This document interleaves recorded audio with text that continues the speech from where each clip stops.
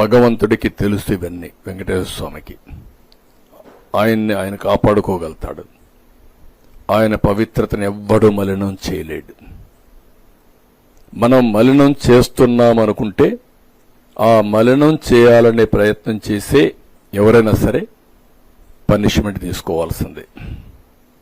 దాంట్లో నాకు ఏం సెకండ్ థాట్స్ లేదు.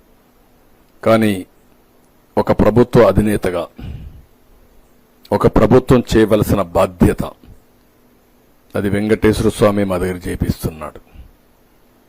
అందుకనే 2 రోజులు నేను అన్ని స్టడీ చేశాను. ఈఓ దగ్గర నుంచి రిపోర్ట్ తెప్పించాం. 3-4 టైమ్స్ మేము మీటింగ్లు పెట్టుకున్నాం. నేను కేంద్రంలో ఉండే మంత్రులు గాని వాళ్ళతో కూడా మాట్లాడాను. అదే సమయంలో ఇక్కడుండే మిత్రపక్షాలతో మాట్లాడాను.